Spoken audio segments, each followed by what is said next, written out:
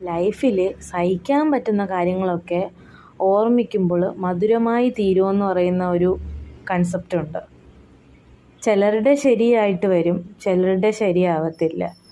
എന്നാലും ഇപ്പം നമ്മളുടെ മുന്നിൽ ഒരു കുന്നുണ്ട്, ആ കുന്ന് കയറി അല്ലെങ്കിൽ ആ കുന്ന് കഴിഞ്ഞിട്ടേ എനിക്ക് എൻ്റെ വീട്ടിലെത്താൻ പറ്റത്തുള്ളൂ. അല്ലെങ്കിൽ ഞാൻ ആഗ്രഹിച്ച അല്ലെങ്കിൽ ഞാൻ ഇപ്പം എന്തിനാണോ പുറപ്പെട്ട് നിൽക്കുന്ന ആ ഒരു കാര്യം എനിക്ക് ചെയ്ത് തീർക്കാൻ പറ്റത്തുള്ളൂ. ഒരു തവണ കയറി വീണു, രണ്ടാമത്തെ തവണ കയറി വീണ്ടും വീണു, മൂന്നാമത്തെ തവണ കയറി 2 തവണ ഞാൻ വീണതാണ്. അപ്പോൾ അതിൻ്റെ ഒരു എക്സ്പീരിയൻസ് വെച്ചിട്ട് പയ്യെ ഞാൻ ഒന്ന് പിടിച്ച് കയറുന്നുണ്ട്. 4ാമത്തെ തവണ കയറി കുറച്ച് നീ കയറാൻ പറ്റി, ഞാൻ ശ്രമിക്കുന്നുണ്ട്, കയറി കഴിഞ്ഞു. അതിൻ്റെ മുകളിൽ ചെന്ന് അല്ലെങ്കിൽ അത് കഴിഞ്ഞിട്ട് നിങ്ങൾ ആലോചിക്കുകയാണ്, പറ്റും എന്നെക്കൊണ്ട്, അപ്പോൾ ഇത്രയേ ഉള്ളൂ. അല്ലെങ്കിൽ ഞാൻ ശ്രമിച്ചു, എന്നെക്കൊണ്ട് പറ്റി, ഞാൻ ട്രൈ ചെയ്ത് കഴിഞ്ഞാൽ എനിക്കത് കിട്ടും.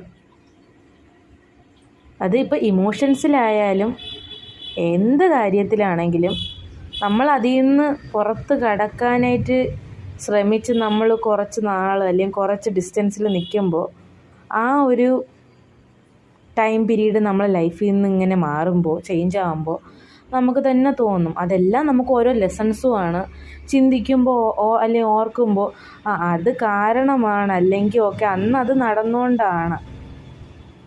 അപ്പം ഒരു കാര്യം അതെത്ര ഹാർഡായിട്ടുള്ള സഹിക്കാൻ പറ്റാത്ത ഒരു കാര്യമാണെങ്കിൽ പോലും അത് നമ്മുടെ ലൈഫിൽ ആ ടൈം പീരീഡ് കഴിഞ്ഞിട്ട് പോകുമ്പോഴത്തേക്ക് നമ്മൾ അനുഭവിച്ചതാണെന്നുണ്ടെങ്കിൽ, ഇപ്പോൾ പല റിലേഷൻഷിപ്പിലുമായിട്ടുള്ള കാര്യങ്ങൾ പോലും ആ ഒരു ടൈം പീരീഡ് കഴിഞ്ഞിട്ട് നാളൊരു പൊസിഷൻ അല്ലെങ്കിൽ നാളൊരു ലെവൽ ഓഫ് മൈൻഡിൽ നിങ്ങൾ നിൽക്കുമ്പോൾ നിങ്ങൾക്ക് തോന്നും അന്നത് എത്ര നന്നായിരുന്നു, അല്ലെങ്കിൽ അന്നത് ഓക്കെ ആയിരുന്നു, അല്ലായിരുന്നെങ്കിൽ ഞാൻ ഇന്നിപ്പോൾ ഇവിടെ നിൽക്കത്തില്ലായിരുന്നല്ലോ.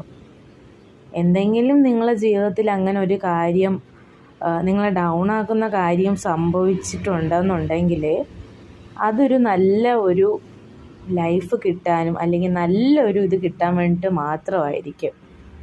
സക്സസ്